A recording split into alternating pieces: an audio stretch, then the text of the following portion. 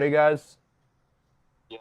All right. Yeah. Graphics coming down and we are live. Welcome guys. I'm Jay Costa. I'm here with Wil Gilhooly and Matt Malchiodi. How you guys doing? Doing good, man. How are you?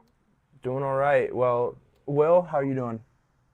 I'm doing great, man. We got an exciting Super Bowl coming up. It's been a great weekend in sports, man. Yeah. Nothing much more I could ask for. Hell yeah, man. And we haven't really done anything like this before, so just to introduce us, I'm Jay. I go to Seton Hall University. I'm a junior sports media major, and this is kind of something that I've been doing for a while. Do you guys want to introduce yourselves as well? Yeah, sure. My name is Matthew Malchiodi. I'm a junior as well at Seton Hall University. I'm a VSM major with a concentration in sports media. And yeah, I mean, I'm just very excited to be, demonstrating like my talent and such to the world. Yeah, and then I'm Wil Gilhooly. I'm a freshman journalism major here at Seton Hall University, just getting started out in the sports media business. Well, Awesome.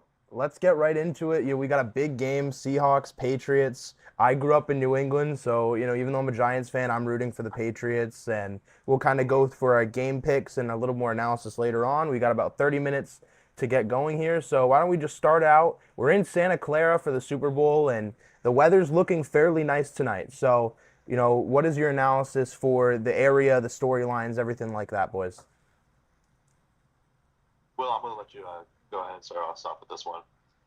Yeah, I think there's a lot of interesting storylines, and I feel like both of these teams were kind of constructed from like throwaways more so. Like you see, Stephon Diggs was released by the Houston Texans following his ACL tear. No one really gave him a chance. He had years in Buffalo to get there, and now he's back with the big bad Patriots, who gave the Bills 7 years to win it all. They still couldn't do it. So Diggs has now joined the Patriots, and he has gotten to where the Bills couldn't go when he was on that team. I think that's a very interesting storyline. Another thing that I thought was very interesting, especially seeing how the playoffs moved along, is that Cooper Cup he beats his old team in the Los Angeles Rams. The Rams say, "Hey, Cooper, we love you, man, but you're getting old. I think it's time to retire and pack it up." And he says no. He scores a touchdown on the team that just flat out released him after winning their first Super Bowl in a long time.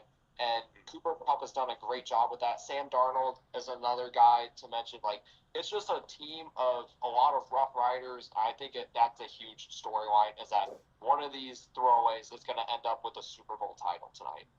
Absolutely will. And I feel like, especially with Stephon Diggs, I mean, I've been watching Stephon Diggs ever since he's been on the Minnesota Vikings. That whole miracle in Minneapolis.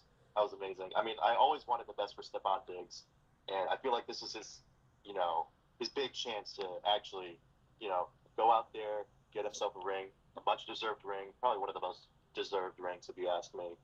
But one thing I am worried about is the fact that this game is going to be in Santa Clara, and I just don't know like how like the Patriots are going to be able to adjust that time. I mean, they've been practicing a lot. Obviously, it's the Super Bowl, but I mean, the Seahawks are used to this time already, and the Patriots might be a little bit jet lagged. So we'll see how that works with the big game where it actually happens later tonight.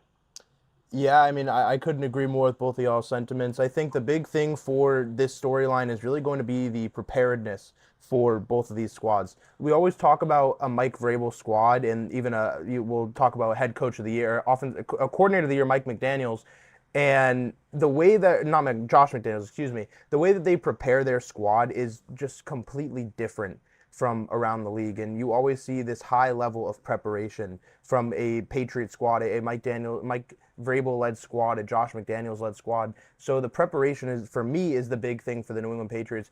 And when it comes to Mike Macdonald, I mean, this is his first Super Bowl as well. Both these guys' first Super Bowl as a head coach.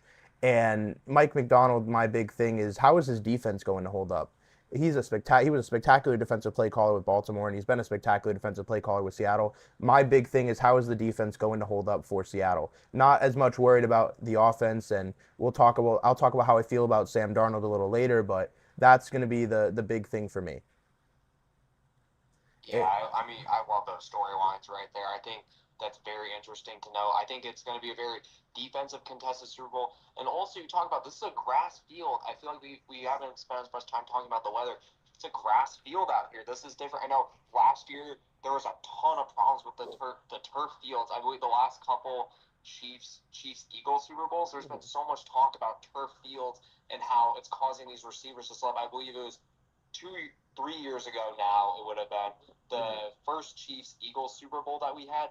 Man, State Farm Arena, like what in Yeah. the world was going on with that turf field? Oof. I think it's great that it's finally outdoors again. I think that honestly the grass fields are a lot safer. I think that's something to know for tonight. Yeah, and I have the notes right here for it. This is not to get into my little grass nerdness, but it's hybrid Bermuda grass, which we haven't seen in a couple years in a Super Bowl game. It's the first Super Bowl on outdoor grass. There was a couple on indoor grass since Chiefs Buccaneers in 2021, and it's the 32nd total Super Bowl out of 60 to be played on grass, indoor or outdoor. So it'll be very interesting to see this playing surface and how the players are going to be on it. We had a couple issues. I don't know if you guys remember in Sao Paulo a couple years ago with the Eagles, and I think it was the Packers with the injuries, and that was on a grass field. So I'm interested to see what the media outlook will be on this during and after the game, as well as just what the precedent this sends, especially with a lot of stadiums switching to grass fields since the World Cup is coming this year.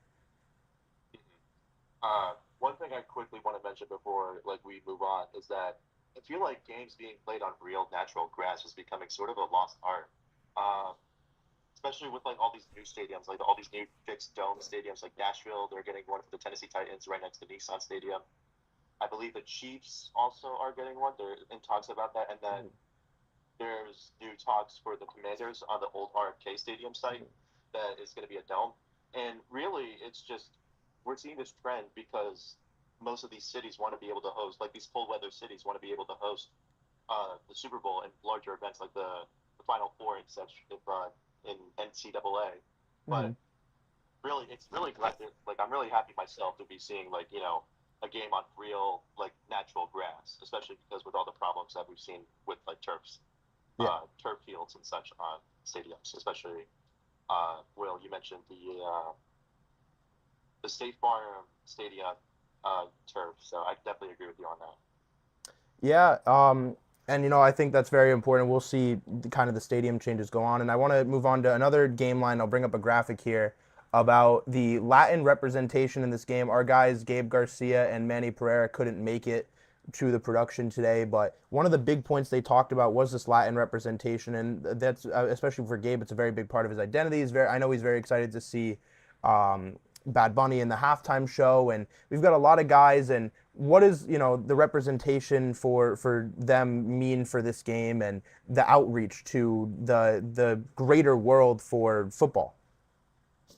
I mean, I think it's very key that we start appealing this game to more of a Latin demographic because you've seen the NFL, they started doing the foreign games back in like the early 2010s, but it wasn't as much global as more as it's basically just going to go NFL Europe. Like we're going to go to Madrid, London, Mm-hmm. Berlin. That's not really global. Like if you want football to become a global game and to really have an impact and make it so that multiple cultures are becoming involved to where this becomes a worldwide sport to like the level of soccer, baseball, basketball, like all of this stuff. I think it's great that the NFL is starting to do that. You've seen they've started going to games in Brazil, and Mexico. Like this is great for the game, and especially to get more different backgrounds and cultures involved. The more cultures that become involved in a game, the more it can tie people together, which is Mm-hmm. honestly what sports are meant for. Sports are meant to tie people together. It's a great part of cultural identity. I know the Super Bowl is a huge part of American culture, but getting it to a global audience would just do so much good for the game. Absolutely, Will, and I feel like it's a great step in the right direction for the NFL to be representing the Latino community as well, because I mean, it's a very easy game to like understand as well, because really, if anyone hasn't watched the football game, you could just basically say, "Oh, you just need to cross the yellow line that's on the TV and then just get into the end zone." So it definitely has that understand like ability uh, for many people to understand the game, and uh, it is very important to be representing. It brings lots of more viewership to the NFL, which is always good. It also means expansion in the future for the NFL, which we love to see. So yeah, it's definitely very important that the NFL is focusing as well on Latin American expression as well. So, uh, Yeah, I was just checking the audio, my bad boys, just to make sure we're all good, but I completely agree. And we'll move on to kind of talking about the teams individually. What do you say we start off with the Seattle Seahawks, and then we'll go into the New England Patriots? So I want to start off by talking about something that has been kind of a topic conversation with within our circles, has been what I've been coining as the papal prophecy. There's been 3 different times where a pope's been elected since 2000. And in each of those 3 times, the Seattle Seahawks have been the 1 seed, had a 3-loss season, so a 13 or 14 win year, depending on the schedule. And on top of that, made the Super Bowl. 2005, when Pope Benedict was elected, they went 13-3. They made the Super Bowl as the 1 seed in the NFC, and they lost to the Steelers. 2014, obviously, when Pope Francis was elected, they won the Super Bowl with Seattle with Russell Wilson, and they were the 1 seed, 13-3. Now this year, Pope Leo's elected from Chicago, the first ever American Pope, and what do you know? The Seattle Seahawks are 14-3, the 1 seed, and they're in the Super Bowl against the New England Patriots. So a very cool, way to keep this going. Where I think a lot of people thought that maybe it was something that wasn't, it was coincidence, but there might be an actual correlation. The Seahawks just might turn it up every time a pope is elected, and it feels like, the 3 of us all going to a Catholic school, we need to mention that. So I want to hear, about the Seahawks in general, what you guys have to say about this Seattle team going into the Super Bowl. Yeah, you talk about the papal prophecy, like it is kind of like an ESPN Ocho type of graphic right here. But the way the Seahawks have been playing this year, it's kind of hard not to compare a little to that 2014, 2015 team. Ultimately, they did play the Patriots that year. It wasn't the outcome they wanted. They're going to try to rewrite that today. And it starts with the thing that cost them the Super Bowl last time. You need to run the ball. This Seahawks team has done so well in the RPO game right now. Like you saw, Indiana just won a national championship in college football doing this, and Seattle is a very similar style offense to the Indiana Hoosiers. They don't have the offensive line necessarily that's going to blow you away like most teams who kind of run this offense do, but they do a really good job. Kenneth Walker is incredible in misdirections. They like to line all the O-linemen up on the left side. They like to kind of misdirect him because they know he has the speed where if he has just a sliver of a crease, he's going to break that off for a lot of yards. And I think it's also interesting to note how Sam Darnold has recently played. Sam Darnold, it was a bit of a spotty regular season. Most of the year, I'd like to say 14 interceptions to 25 touchdowns. It's a solid ratio, but he relies on his playmakers, especially the Emerald City route runner. He's expected to have a really big game today, and they use him in so many different ways. He can go long, he can go short. I think it's going to be interesting to see if they use him as a decoy tonight, especially against especially against a group that is having some injuries from the linebackers perspective. I think this is a very dynamic offense, and it's all going to start tonight with how they establish the run game, because ultimately that's going to dictate how they use the Emerald City route runner, JSN, in their pass game. Yeah, I mean, what I was going to say is that I definitely, whenever I think of Seattle, like as a football team, I always think of more of their offense rather than their defense. I feel like Sam Darnold has been like the perfect quarterback for this team. I mean, like you said, he can throw it far, he can throw it short. I mean, he's pretty much the perfect quarterback for the Seattle Seahawks, in my honest opinion. For the game and like how they perform in like the game itself, I feel like the first half it's going to be a pretty like low to medium like kind of scoring for these guys, and I feel like one thing to mention is that I feel like New England actually does have a little bit of a better defense, but we'll get to New England in a second. I definitely do think that Seattle's offense can definitely counter New England's defense, in my opinion. So, but yeah, as I said before, I feel like the game for the Seahawks, it's going to be like a lower to like the medium outcome, like for scoring for first half, and then really after like the second half, the third and we'll have to just see like who gets lucky and can get more scores and better passing, better running as well. Yeah, I completely agree. And, when it comes to my analysis, I do want to start with the running game because, Will, you are 100% right. This running game is going to unlock the pass game for Seattle. We've talked about Kenneth Walker, but, I want to mention Zach Charbonnet because he's injured this game. He's on IR, and a lot of things that I think people think when they think of this running back room is that Zach Charbonnet is kind of the dominant force in that backfield when his touchdown numbers were a lot better in the regular season, but ever since he went down, it has completely unlocked Kenneth Walker to that guy that I saw at Michigan State and the guy that I saw in his first and second year really as the starter. And I think he's finally come to life again. And you don't wish injury upon a guy, but man, has he just come out and come alive in the postseason since Charbonnet went down.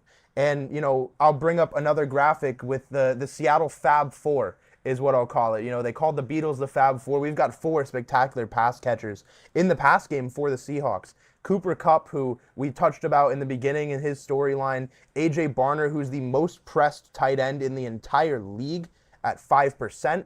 And Rashid Shaheed, who set one of the fastest times in the league. We'll talk about that in a little bit. And of course, the Emerald City route artist himself, JSN. And man, it has been a great season for Jackson Smith-Njigba. I believe he took home the Offensive Player of the Year award. So just a great season for him. I could be wrong, and you might need to correct me on that, Will or Matt. But he had a great year, and man, he just so impressive what he's been able to do this season. And he was never looked at as that top dog coming out of Ohio State. So what he's been able to do this season has really blown my socks off. Yeah, just to clarify for you, Jay, he indeed did. He did win Offensive Player of the Year. I personally still think that Puka Nacua should have taken it home. I feel like his splits were a little better in one last game. I mean, the reception totals are kind of hard to argue with, but that's not the focus of today. The focus of today is seeing how Seattle is going to match up with this Patriots team. And what's interesting to note, the Patriots are the number one deep ball team in the league. And Nick Ebenwari was just spotted on SportsCenter a few days ago limping to his hotel room. This is a guy who Tom Brady labeled as his defensive rookie of the year. Mm-hmm. And that is huge. The Seahawks defense was a little spotty against the Rams. You saw Puka had quite a game. Matthew Stafford threw for 340 yards against the team. That is the most exposed that they have been this entire year. They have a really good secondary featuring Devin Witherspoon, who has also battled injuries. They have Reek Wallen, who's been playing solid. Julian Love, I think, is the most underrated person when talking about this game. But ultimately, for the Seahawks, the key to stopping New England is not letting them get their run game going, because when they don't get their run game going, they like to force stuff. Drake May, while he is rightly so an MVP candidate and finished second in this year's voting, he likes to press the ball deep. This is a Patriots team that has really good deep route runners, and the fact that the secondary is a little banged up does scare me a little. But I think that Mike McDonald, who is the primary defensive play caller for the Seahawks, fun fact, if the Seahawks manage to win, Mike McDonald would be the first ever head coach to win a Super Bowl as his team's defensive play caller.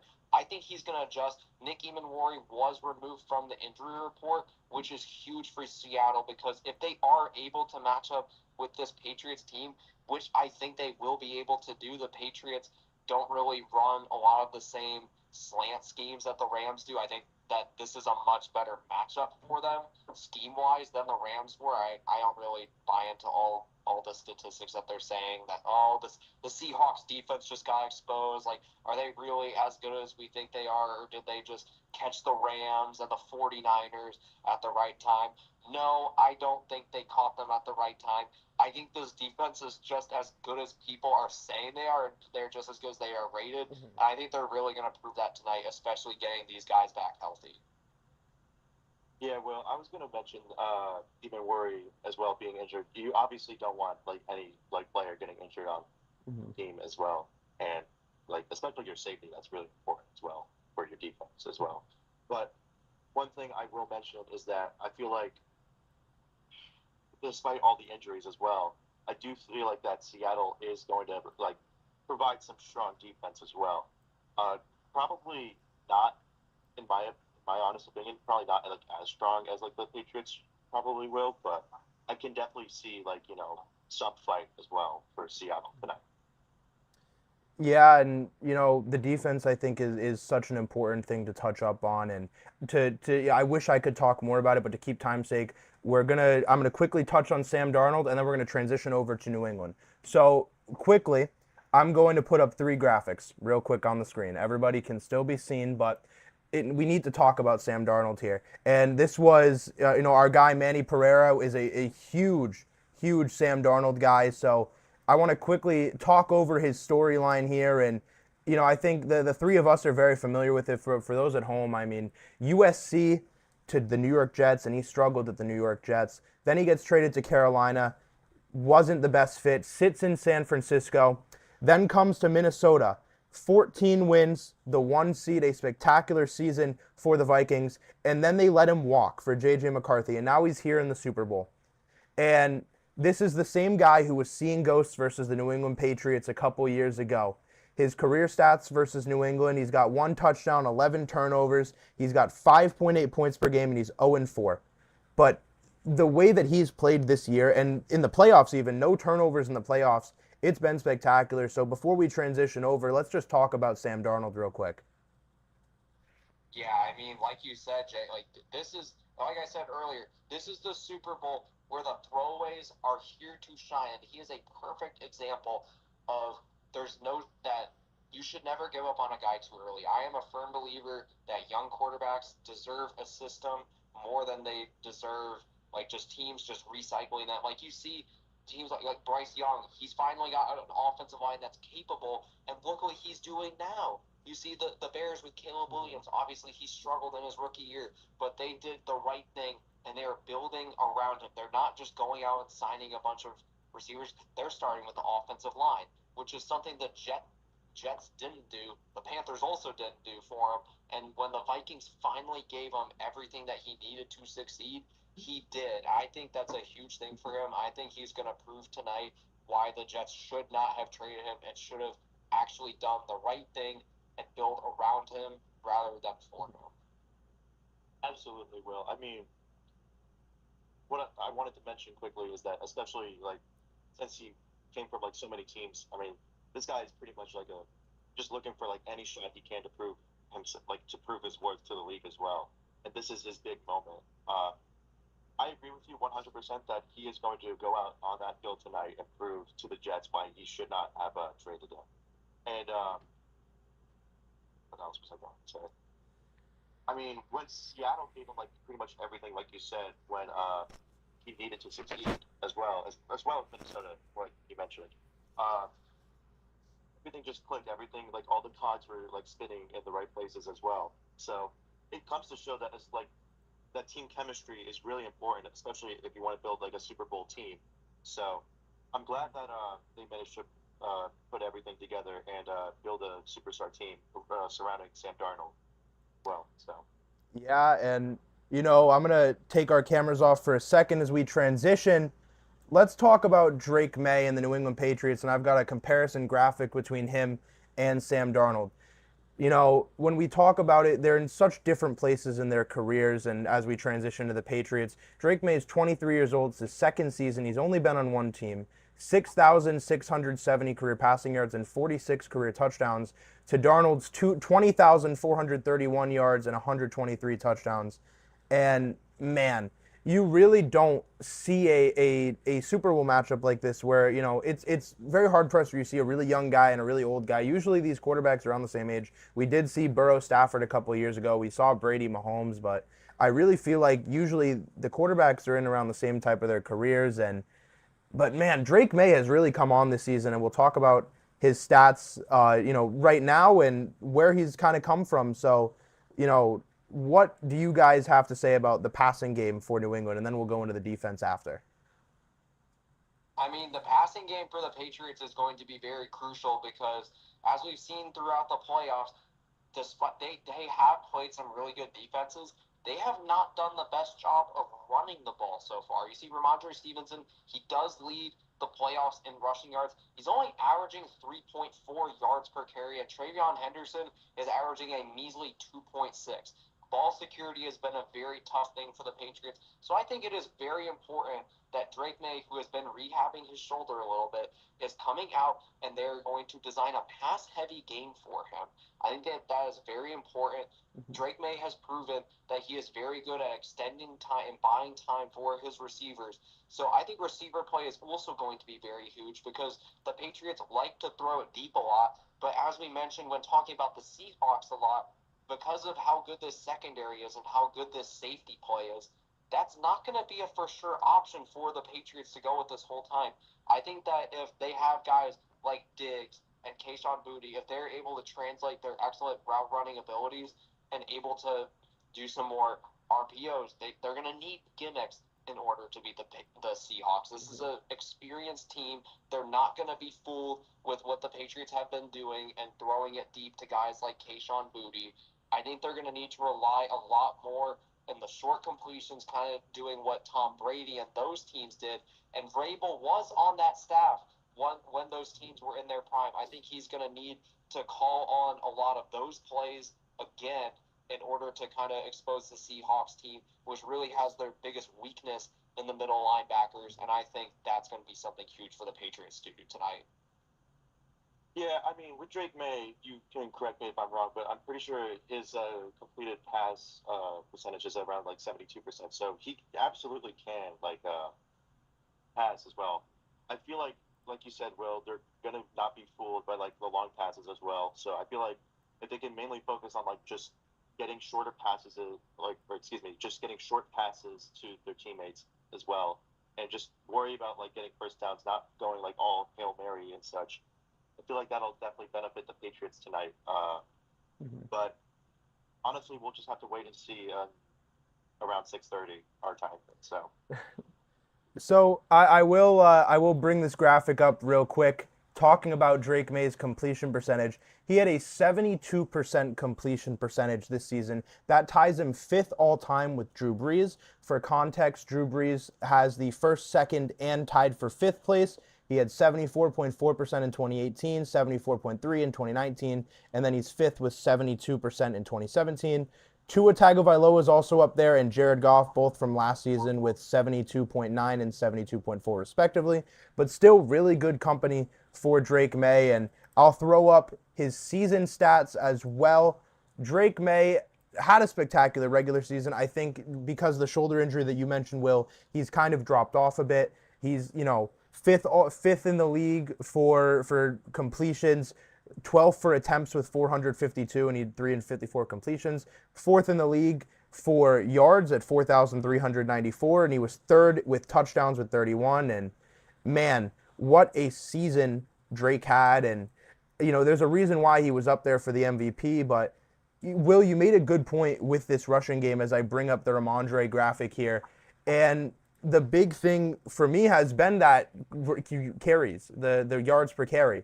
3.8 yards per carry is abysmal, especially when you consider that Ramondre Stevenson is far and away the leader in the playoffs for rushing attempts with 51. And he's also first barely for yards with 194. So you really have to be concerned about the rushing game, and New England needs to unlock that in order to win this game. And I think it's a winnable game, especially when you consider the injuries and everything.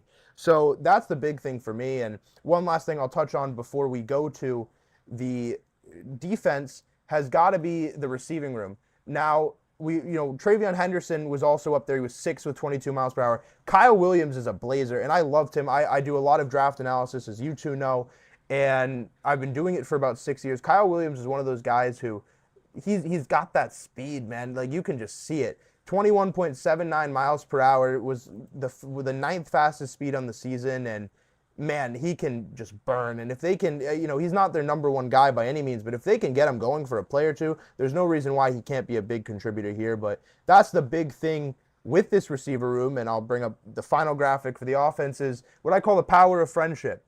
There's a multitude of wide receivers and tight ends on this New England Patriots offense, and they all are in the mix. There's no one definitive guy. They're all kind of in there, and they're mixing it up, and they're getting it together, which is very interesting and I think very important for the way that this team functions. So it'll be very interesting to see how they go up against the Seahawks defense. And, we'll talk about defense, and I know you're a big guy with the trenches, Will. When it comes to the New England Patriots defensive front, what's the most important thing, in your opinion, for them to do besides just getting to the quarterback? Yeah, the most important thing for the Seahawks to do tonight is stop the run. The Seahawks are going to want to establish the run first. We know that. We've seen them play these last few games. They want to get Kenneth Walker going. They're going to have a bunch of gimmicky misdirection plays to start. And the Patriots middle linebackers have been banged up. Robert Spillane has been hurt recently. I think that is huge because if you give Kenneth Walker an ounce of space, and especially if you're having problems at the linebacker position, I know Harold Landry has also been hurt. If you're not able to tackle him early, he is going to be running for 10 to 11 yards consistently. If you are not able to get him down early, that is going to be a huge key for them. Because if you are able to stop them up front, and let's say Spillane and Landry, like these guys are doing a good job of containing Kenneth Walker, then that's going to make Sam Darnold have to pass. The Patriots' pass rush has been the best in the playoffs so far. They have been incredible at getting to every single quarterback they have played. I think that the Patriots' defensive line does not get the flowers it should. This is an incredible veteran unit that has put up great numbers in the playoffs so far. Chason has 3 sacks so far in this playoffs. They have been incredible at all levels. And Sam Darnold is not one of the best quarterbacks in the league when he is under pressure. And you're going to have to make him get into these third and longs where he can't dump it off to playmakers. JSN is incredible in space. He's not a very big guy, but he uses space well. And if you're able to make Sam Darnold have to throw it deep, I mean, that's what's going to ultimately win the game for the Patriots. So my key for the defense, stop the run up front. Linebacker play has to be on point today. And I think if the Patriots execute that, I think that Sam Darnold and the Seahawks offense are going to have a really hard time moving the ball.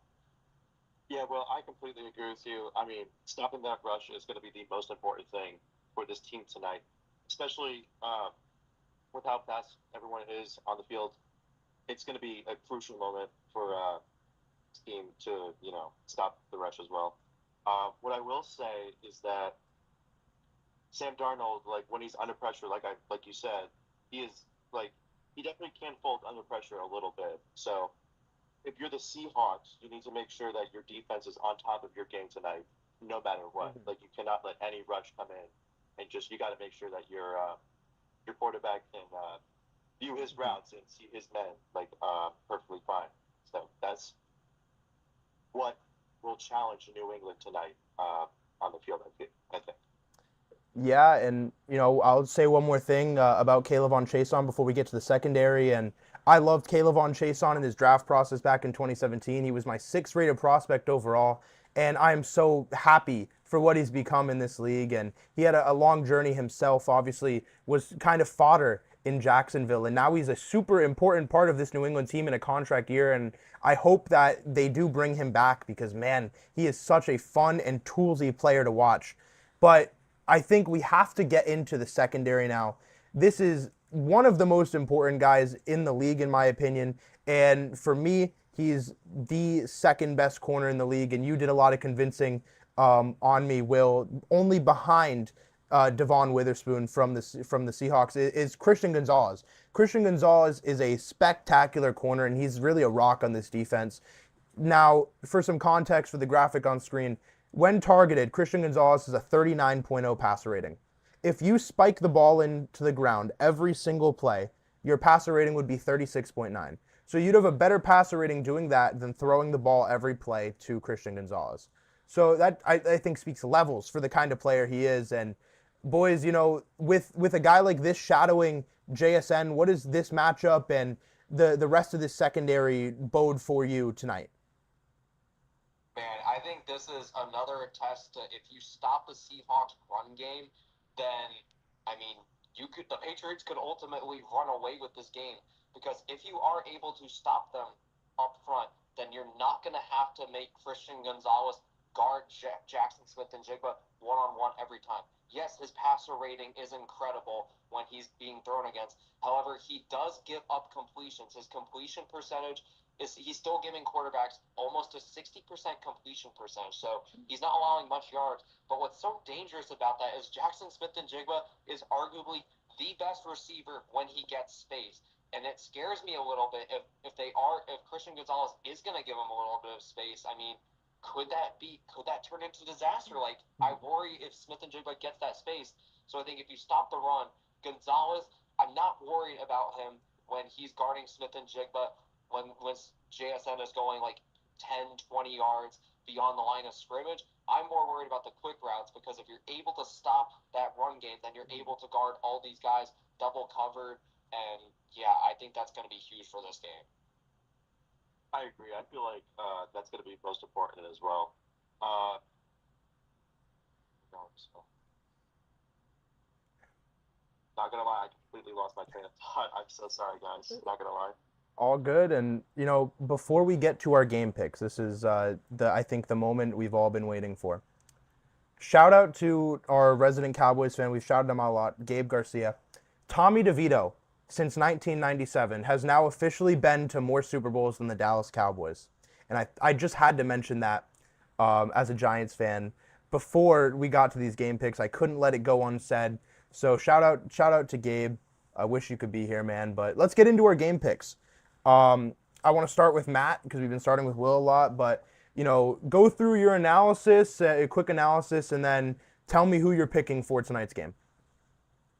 Thank you. I'm definitely just going to be picking Seattle to win this game tonight. I mean, the reason why is because I just really want to see Sam Darnold finally get that ring that he deserves. I know Stephon Diggs on New England also deserves it, but I feel like I feel like Sam Darnold definitely deserves it because of how many trials and tribulations he's gone through as well. And also, this is definitely going to be some bias on my end. I'm going to be completely honest with you guys. Do you mind if I turn on the light real quick? I don't want to see New England So. Yeah, I think that a lot of the keys for this game is going to be which coach is going to put their team in a better position to succeed. When I'm picking games, I've got a strict criteria. What quarterback do I trust more? What coach do I trust more? What team do I trust more? Now, I definitely do trust Drake May in this. Drake May has proved to do really good under pressure. He's been pressured the most times out of any quarterback in this playoffs. And I do like him a little over Sam Darnold in that if things go wrong. But the problem is I do trust Mike McDonald a little more, and I definitely trust the Seahawks as a team more. I am picking Seattle because I worry that New England is a run-first team. The Patriots run the ball almost as much as any team in the NFL. I think they run the ball. I think they ran the ball the most times in the regular season, if I'm not mistaken. And I worry that this team has become a little too one-dimensional offensively. Like if the Seahawks D line, which has been winning matchups all postseason, wins again, I mean this is a Patriots team that with the Seahawks secondary, they can easily guard one-on-one. Like, dude, Devin Witherspoon is going to easily guard Stephon Diggs one-on-one. This secondary is going to have their way with route runners like Matt Collins and Kayshon Boutte.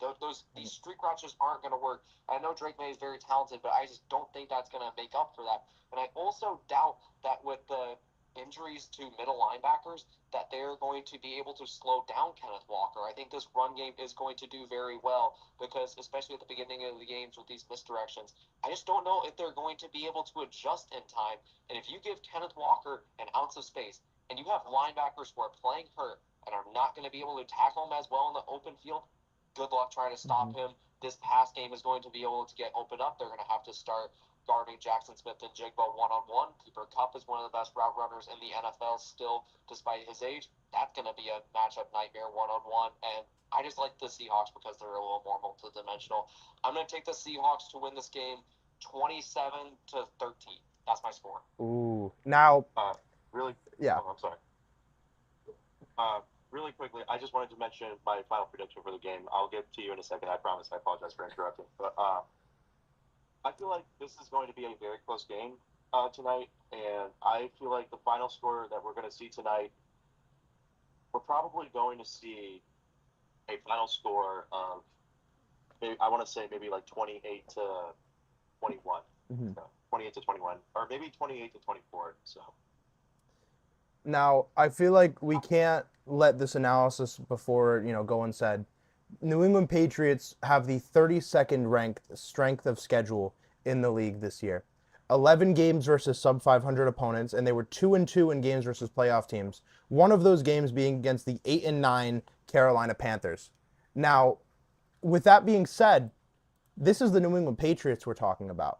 This is the team that since 2000, since Brady was drafted, they have never lost a Super Bowl. They've been a clear dog in. We're talking against Carolina in 2004. We're talking against the greatest show on turf in '01.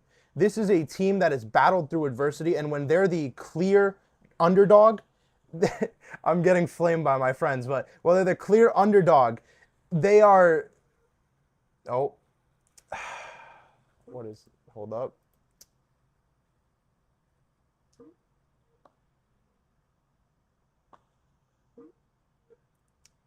Are we serious?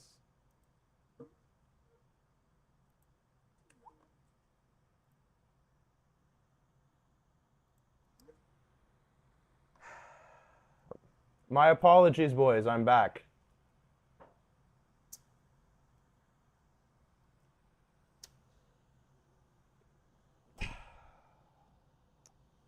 Of course this happens.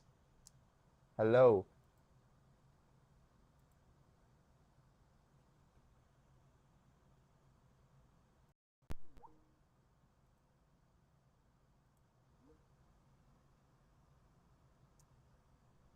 Are we really doing this right now?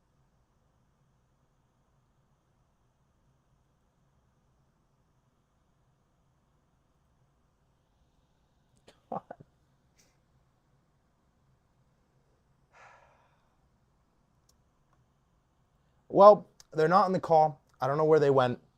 But with that